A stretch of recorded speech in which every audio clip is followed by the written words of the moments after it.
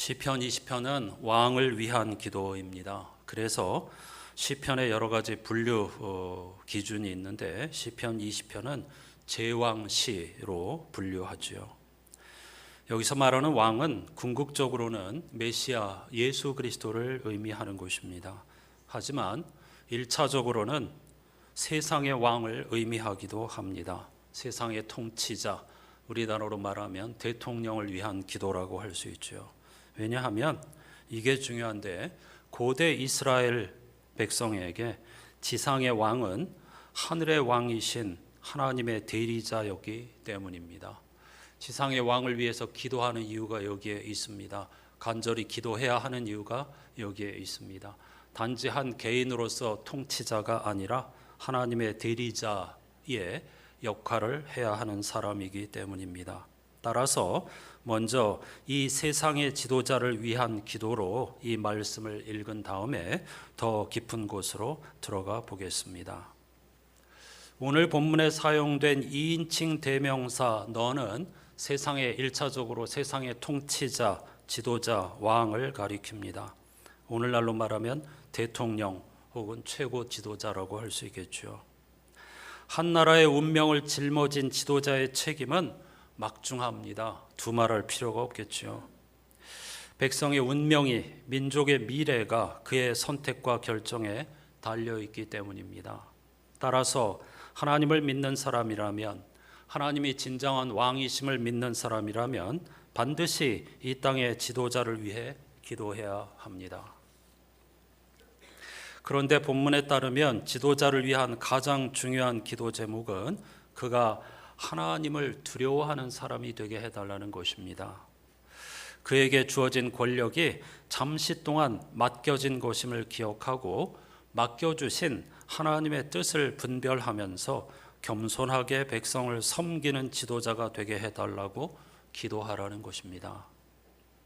성소에서 너를 도와주시고 시온에서 너를 붙드시며 내 모든 소재를 기억하시며 내 번제를 받아주시기를 원하노라 라고 기도하는 이유가 여기에 있습니다. 하나님께서 그를 도와주시기를 이렇게 간절히 기도해야 한다는 것이죠.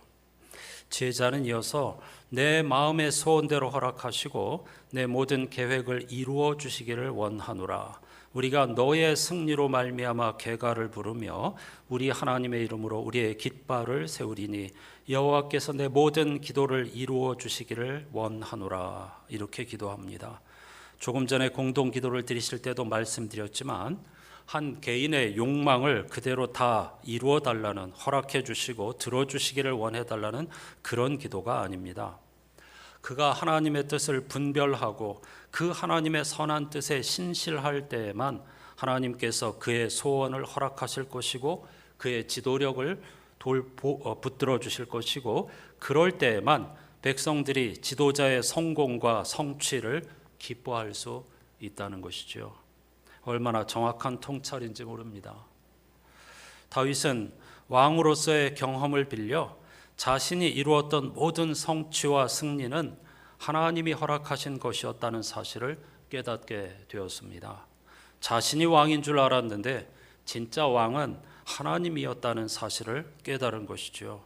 그래서 여호와께서 그의 오른손에 구원하는 힘으로 그의 거룩한 하늘에서 그에게 응답하시리로다. 이렇게 노래하고 있는 겁니다. 이 진실을 알지 못하는 권력자, 어리석고 우둔한 지도자들은 병거와 말, 즉 무기의 힘을 의지하지만 진정한 왕이 계심을 깨달은 지도자는 하나님의 이름을 자랑한다는 것이죠.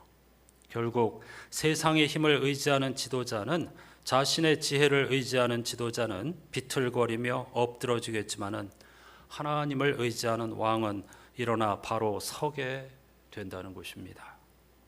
이 고백에 근거하여 다윗은 왕이신 여호와여 구원하소서, 우리가 부를 때에 우리에게 응답하소서, 이렇게 마지막 절에서 기도하고 있습니다.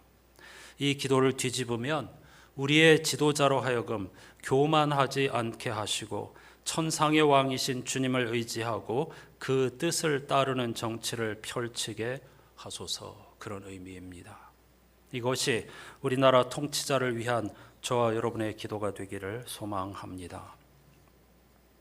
이 시편의 핵심은 7절입니다. 어떤 사람은 병거, 어떤 사람은 말을 의지하나 우리는 여호와 우리 하나님의 이름을 자랑하리로다. 하나님을 믿는다는 것은 하나님의 이름을 믿고 하나님의 이름을 자랑한다는 것입니다. 이름은 본질을 의미하는 거라고 했죠. 하나님은 어떤 분이십니까? 출애굽기에 의하면 하나님은 자비롭고 은혜롭고 노하기를 더디하고 인자와 진실이 많은 분이라고 했습니다. 세상의 왕은 노하기를 즐겨합니다. 그러나 하나님은 노하기를 더디하시고 인자와 진실이 많은 분이십니다. 따라서 하나님을 자랑한다는 것은 은혜와 사랑, 평화가 힘이라고 하는 사실을 믿는다는 것이고, 반대로 이런 가치를 하찮게 여기는 사람, 힘 자랑하는 사람은 망할 수밖에 없다는 것입니다. 여러분은 어느 편에 서시겠습니까? 성서율과표 제1독서를 보면 하나님께서 다윗을 지도자로 선택하고 기름 붓는 이야기를 들려줍니다. 유명한 이야기죠. 사무엘은 이새의 첫째 아들의 준수한 겉모습과 큰 키, 그의 용모를 보고 엘리압이 하나님께서 선택하신 사람이구나 라고 생각했습니다. 사무엘은 놀랍게도 사울을 선택했을 때와 똑같은 실수를 반복하고 있습니다. 그러자 하나님께서 이렇게 말씀하셨죠. 사람은 겉모습만을 따라 판단하지만 나 주는 중심을 본다. 사람들이 정치 지도자를 판단하고 선택할 때 겉모습을 봅니까? 인격과 삶의 자취를 봅니까? 여러분은 지도자를 선택할 때에 겉모습을 봅니까? 조건을 보십니까? 아니면 그가 살아온 삶의 자취를 보십니까? 거의 대부분이 겉모습을 보고 판단하죠. 사무엘도 2번이나 똑같은 실수를 저질렀으니까요. 사람들이 그런 함정에 빠지기 쉽다는 뜻입니다. 그런데 결과는 언제나 실패입니다. 시편 20편 지혜자의 바람처럼 통치자가 하나님의 인정을 받으며 온 백성이 정부의 승리를 축하하는 일은 거의 불가능합니다. 우리나라만 그런 것이 아닙니다. 온 세계의 역사를 보아도 찾아보기가 어렵습니다. 그 이유는 통치자들의 두려움 때문이기도 하지만 힘을 의지하고 힘을 자랑하는 것이 가장 쉬운 선택이기 때문입니다. 윽박지르는 것, 힘 자랑하는 것, 까불면 혼나? 이게 제일 쉬운 방법입니다. 그러니까 거리에 폭력배들이 주먹 가지고 살아가는 거잖아요. 그 밑바탕에는 두려움과 그리고 가장 쉬운 선택이라는 사실이 깔려 있습니다. 고민할 필요가 없어요. 미국이 힘이 없어서 전쟁을 택하지 않는 것일까요? 미국이 북한이 무서워서 대화하는 것일까요? 전쟁을 선택했을 때에 실패의 경험이 너무 많기 때문입니다.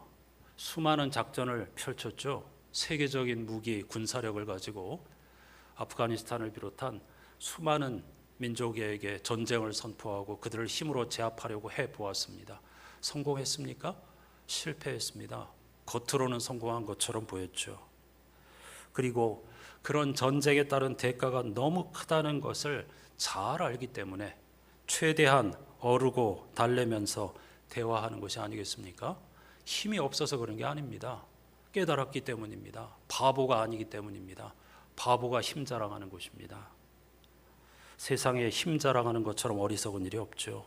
그리고 그 결과는 반드시 파국일 수밖에 없습니다. 시편 20편의 기도와 찬송이 파국으로 치닫고 있는 우리의 현실을 헤쳐갈 수 있는 이정표가 될 수 있기를, 그리고 하나님을 믿는 성도들이 이 말씀을 통해서 진정 우리가 기도해야 할 방향이 무엇인가를 깨달을 수 있는 복된 주일이 되시기를 갈망합니다. 앞서 말씀드린 것처럼 시편 20편의 왕은 지상의 통치자를 의미하기도 하지만 궁극적으로는 메시아 예수 그리스도를 가리킵니다. 따라서 이 시편은 영원한 왕이신 예수 그리스도를 향하는 것입니다. 1절부터 쭉 훑어가면 아까 말씀드린 세상의 통치자에게 적용한 내용을 그대로 예수 그리스도에게 적용하시면 됩니다. 그분은 고난 가운데에서 하나님 아버지께 기도하셨습니다. 그분은 당신의 생명을 하나님께 제물로 바치셨고 하나님은 그 번제를 기쁘게 받으셨습니다. 그로 인해 하나님은 메시아의 왕이신 메시아의 모든 소원을 들어주셨습니다. 그분은 장차 다시 오셔서 새 하늘과 새 땅을 보게 하실 것이고 완성하실 것입니다. 그때 예수 그리스도께서는 영원하고도 완전한 승리를 얻으실 것이라는 찬송이 마지막 9절의 내용입니다. 이 말씀을 통해서 예수 그리스도를 믿는 사람들은 지금도 온 우주와 역사를 다스리시는 영원한 왕이신 하나님께 속한 백성이라는 사실을 깨닫게 됩니다. 사도 바울은 제2독서 고린도후서 5장 17절에서 이런 놀라운 고백을 하고 있습니다. 유명한 고백이죠. 누구든지 그리스도 안에 있으면 그는 새로운 피조물입니다. 옛 것은 지나갔습니다. 보십시오. 새 것이 되었습니다. 이 유명한 본문 말씀 신약 성서는 그리스어로 쓰여져 있는데 이 그리스어 성서에는 17절에 주어와 동사가 없습니다. 그런데 번역자들은 그는 새로운 피조물입니다. 이렇게 번역함으로써 마치 그가 새로운 존재가 된 것처럼 예수 안에 있는 어떤 사람이 새로운 피조물이 된 것처럼 오해하기 쉬운데요. 그리스어 문장에는 주어 동사가 없습니다. 따라서 17절 말씀은 선포와 감탄으로 읽어야 합니다. 새로운 시대가 왔다는 선포 그리고 그 감격을 시적으로 표현하고 있습니다. 직역하면 누구든지 그리스도 안에서 새 창조 느낌표, 오래된 것들이 사라졌다, 보라 새 것이 일어났다 느낌표, 이렇게 정리할 수 있습니다. 다시 한번 누구든지 그리스도 안에서 새 창조 느낌표, 그 행간에 엄청난 고백이 숨어 있는 것이죠. 오래된 것들은 사라졌다, 보라 새 것이 일어났다 느낌표. 옛 삶의 구조가 사라지고 새로운 삶의 구조가 희망 속에서 지금 여기서 예수 그리스도의 부활과 더불어 현실화되기 시작했다는 선언입니다. 그리고 그것을 깨달은 사도 바울의 감격적인 선포입니다. 예수 그리스도의 부활은 죄와 죽음으로, 다시 말하면 무기와 전쟁으로 규정되던 옛 세계의 질서가 무효화되고 사랑과 은혜로 대표할 수 있는 새 생명의 질서가 들어오는 사건이라는 것입니다. 사도 바울은 새로운 시대가 단지 먼 미래, 우리 그리스도인들이 종말이라고 부르는 어떤 미지의 순간에 이루어지는 것이 아니라 예수의 부활과 더불어 이미 현재 안으로 들어왔으며 교회가 이 옛 질서와 새 질서 사이의 접점에서 화해의 사역을 담당하고 있는 거라고 증언합니다. 놀라운 말씀이죠. 고린도후서 5장 18절은 이렇습니다. 하나님께서는 그리스도를 내세우셔서 우리를 자기와 화해하게 하시고 또 우리에게 화해의 직분을 맡겨 주셨습니다. 교회가 존재하는 이유, 이 두 세계의 접점 사이에서 화해의 직분을 감당하라는 것입니다. 전쟁에 앞장서라는 것이 아닙니다. 신의 이름으로 파벌과 그리고 분쟁과 전쟁을 일삼으라는 것이 아닙니다. 예수 그리스도의 십자가 부활이 증명하는 것처럼 화해와 평화를 위한 증인이 되어야 한다는 것입니다. 따라서 하나님을 믿는다는 것은 죄와 죽음, 전쟁과 무기로 대표되는 시대와 사랑과 은혜와 평화로 대표되는 이 두 시대 사이에서 화해의 직분을 감당하는 것입니다. 오늘 설교에서 제가 드리고 싶은 말씀 한 문장으로 요약하면 이것입니다. 하나님을 믿는다는 것은 일상에 액세서리 하나를 더하는 것이 아닙니다. 하나님의 약속과 하나님의 세계에 올인하는 것입니다. 많은 그리스도인들이 종교 생활을 액세서리처럼 하고 있습니다. 수많은 세상의 좋은 것, 즐거운 것 다 그대로 하면서 플러스 하나, 하나님께서 나에게 복 주시고 화를 면하게 해 주십시오. 하나님께서 궁극적으로 원하시는 세상 관심 없습니다. 옛 질서, 전쟁으로 대표되는 세계와 예수 그리스도의 십자가, 사랑, 평화로 대표되는 세계사의 화해의 직분, 그런 거 별로 관심 없습니다. 그냥 내가 잘 되고 복 받는 것, 아프지 않고 장수하는 것, 내 자식들이 출세하고 성공하는 것, 거기에 우리의 관심이 집중되어 있는 것 아닌가 물어야 하겠습니다. 본문 말씀을 읽고 준비하다가 우리가 하나님을 믿는다는 것은 일상의 액세서리 하나를 더하는 것이 아닌데 하나님 나라의 가치에 올인하는 것인데, 그래서 일주일 내내 부른 찬송이 94점입니다. 주 예수보다도 귀한 것은 없네. 새벽 어느 날인가 이 찬송을 선곡한 다음에 전율을 경험하였습니다. 회개의 전율이죠. 입술로는 너무나 잘 부릅니다.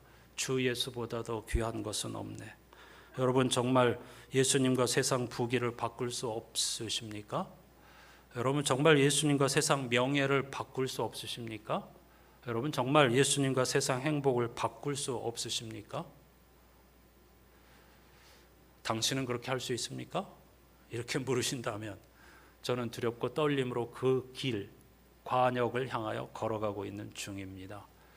오늘 제가 이 말씀을 드리는 것은 여러분도 저와 함께 그런 관역을 향하여 함께 가자고 요청하기 위함입니다. 입술로만이 아니라 진정 이 세상 부귀 명예 행복과 예수 그리스도를 절대로 바꿀 수 없습니다.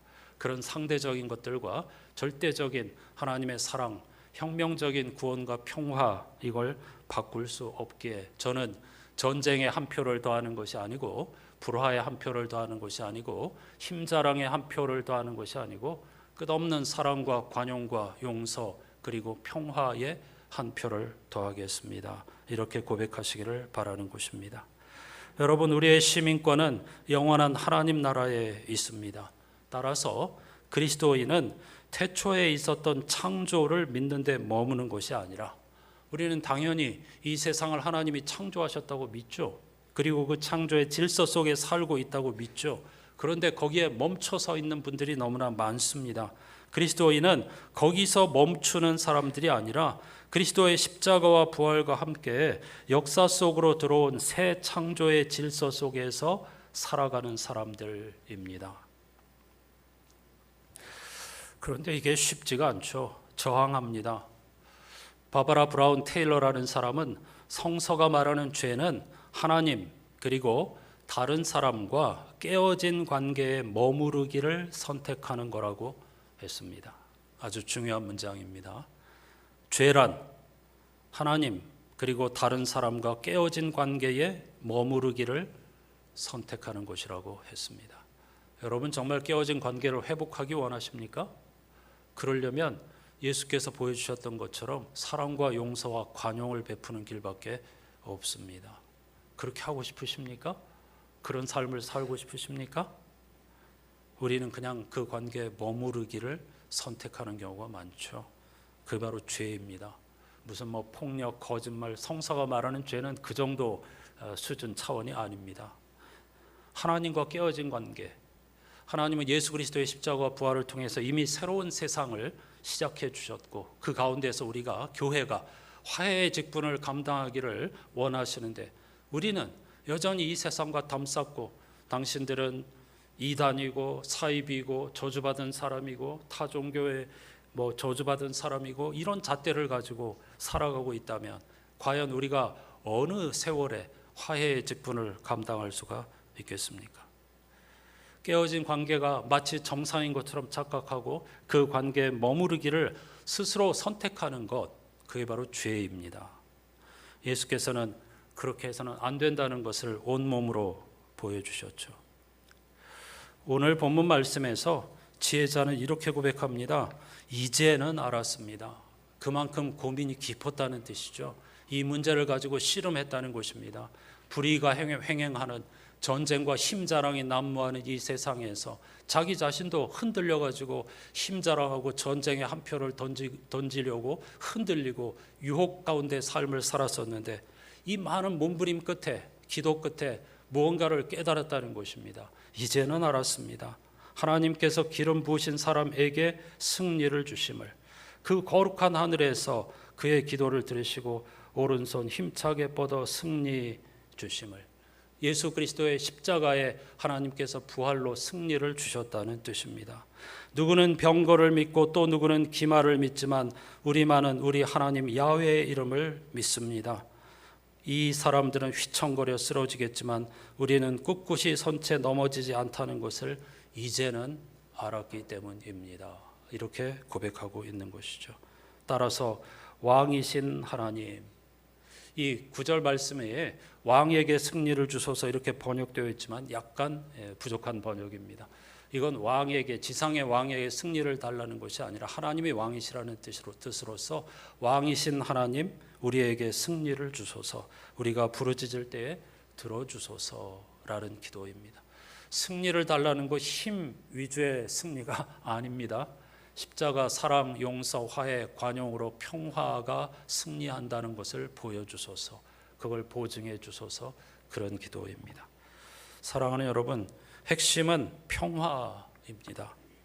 시편 29편 마지막 절에서도 오늘 본문 말씀과 똑같이 여호와께서 자기 백성에게 힘을 주시며 여호와께서 자기 백성에게 평강의 복을 주시리로다. 동의적 평행법입니다. 우리는 앞부분 하나님께서 우리에게 힘을 주신데 너무 감사하다, 우리 강한 힘을 사모하고 그 힘으로 세상을 이겨보자, 아닙니다.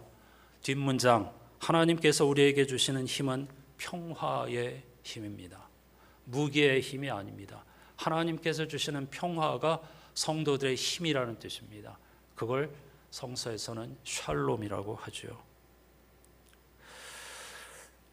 하나님을 믿는다는 것은 하나님이 평화의 왕이시라는 사실을 믿는 것입니다. 성령의 역사는 하나님과 이웃을 사랑하도록 만들어줍니다. 그리고 십자가와 부활의 증인이 되도록 만들어줍니다. 성부 하나님과 성자 예수 그리스도 성령 하나님께서 지금도 이 일을 하면서 우리를 응원하고 우리를 믿어주시고 우리를 도와주고 계십니다. 예수 그리스도께서 우리와 함께 하신다고 325장 찬송 시인이 우리에게 힘을 북돋아주고 있습니다. 그러므로 딴 길로 가지 말자. 시험이 올 때가 있겠지만, 겁날 때가 있겠지만 겁먹지 말고 기쁨의 근원이 되시며 무한한 복락을 주시며 불의한 일을 버리고 하늘의 영원한 상급을 받도록 예수를 위해 예수와 함께 살아가자, 이렇게 권면하고 있습니다. 날마다 주를 섬기며 언제나 주를 기리고 그 사랑과 평화 세상을 만들어가기 위해 딴 길로 가지 않고 머뭇거리지 않고 길을 잃지 않는 저와 여러분이 되기를 갈망하면서 함께 찬양하십시다.